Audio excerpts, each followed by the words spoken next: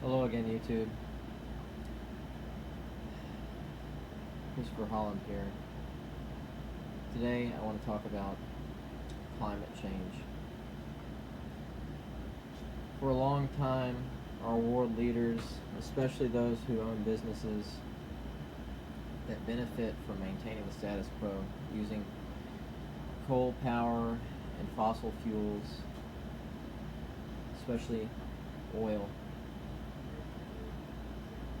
have wanted to maintain things as they've been. They've wanted to continue to use those energy sources because they have existing infrastructure. Their sole focus has always been their own self-interest, their business interest, profit. Everything's been about them exploiting the planet and amassing as much wealth as possible with no thought of the future. The time has arrived now where it's become impossible for people to ignore what's going on with the environment. 2020 has marked a record landmark, something kind of like, I don't want to say a point of no return, but definitely a tipping point. There was record flooding in Arkansas. There was a river in South Dakota that stayed above flood stage for 17 months. California is experiencing absolutely unprecedented heat. Death Valley saw a day where they hit 130 degrees. In the part of Texas that I'm in, we had a stint of days where the temperature was 117 or higher for a period greater than 2 weeks. And there were grass fires and small brush fires and forest fires breaking out all around the area. Because the grass was kept short, we didn't have any major out-of-control fires, but a lot of real estate, not property, but land, did burn. And California right now is experiencing record-setting wildfires and heat indexes they've never seen before. It's like they're being cleansed. That whole area is burning, and they can't contain the fires. They had something like, I want to say, 11,000 lightning strikes from a single thunderstorm complex that basically just set the entire state on fire over hundreds of square miles. No rain fell. These were lightning strikes that were offshore, that landed onshore. And what's happening is that everything's being destroyed. They had to rescue, just today or yesterday, they had to rescue something like 200 people from a fast-moving fire that got stuck next to a reservoir. Simultaneously, we've had all these hurricanes. Hurricane Laura just hit Louisiana, and that was a Category 4. And they're saying that the area that it hit, basically it's going to take them months to even get basic stuff back on, like water and electricity. They might have electricity in weeks, but water, I don't know. The whole area was destroyed completely. Almost 100% of the structures there were destroyed. Roofs ripped off, storm surge, 9+ feet, a bunch of missing people that got swept out to sea or washed away by the flooding. And meanwhile, we've got the coronavirus pandemic going on, and we have other things going on throughout the world. In China, there's record flooding that's greater than anything that they've seen before. And they had a dam there, I think the world's largest dam, they were saying, was on the verge of possibly failing because they had such an intense monsoon season. Something like 40,000 plus homes or businesses, buildings were destroyed completely by water. And they're having to rescue people, large numbers of them. And in Siberia, they had record-setting flooding going on there. Not flooding. Oh, God, I can turn that out. But they had record-setting heat. The average temperature there is usually minus 65, and they had a temperature of 100 degrees or greater for at least 2 weeks. And simultaneously, they had a hot spot in Australia a few months back. Same thing. An area where the ozone got weak over the ocean just south of Australia, and it allowed so much heat into the atmosphere that Australia burned all the way up to Sydney. Most of Australia burned, and they have ecological damage.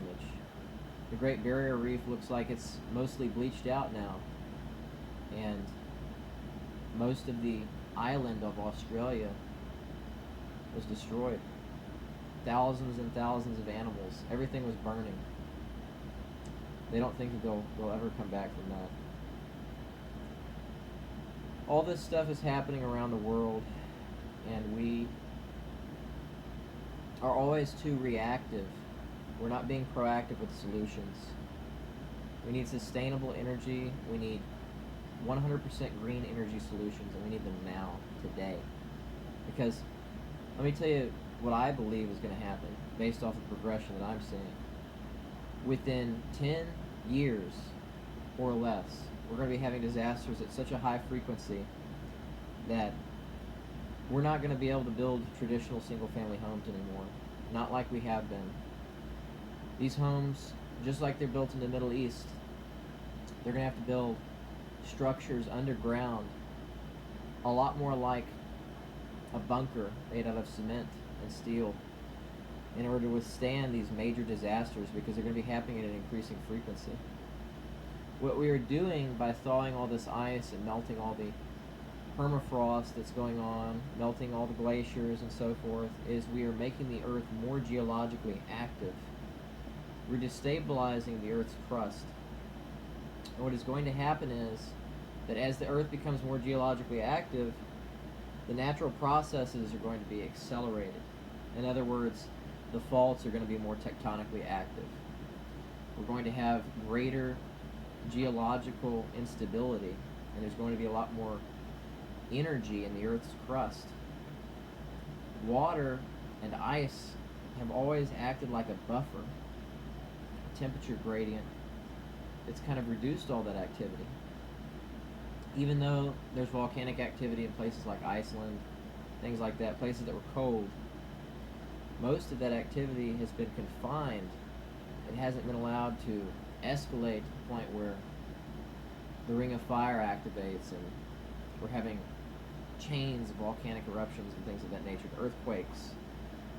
We have earthquakes all the time, don't get me wrong, but when the Earth wakes up, which is what's happening right now, we're going to see a chain of disasters worse than anything we've ever experienced before. I'm not talking about the apocalypse here. I'm talking about a fundamental shift in the way we live as human beings. We're not going to be focused on who has what. We're not going to be focused on how much another person has when it comes to money or wealth. We're going to be focused on trying to survive as a race, the human race. Not separate ethnicities or nationalities or religions. We're going to be focused on continuity. Our societies and our cultures, everything needs to be backed up. I was just talking to somebody over at Microsoft the other day about this and telling them, look, we need to create a device that's dispensed and given out to each culture. A number of these different devices that are networked so that we can preserve what is left of who we are, our religious beliefs, our values, everything. Because what I'm seeing is that these disasters are becoming so severe in nature, and they're happening at such a frequency that places like Houston, for instance, they're hit with major flooding. In some area or another, catastrophic flooding on average about once every 18 to 24 months.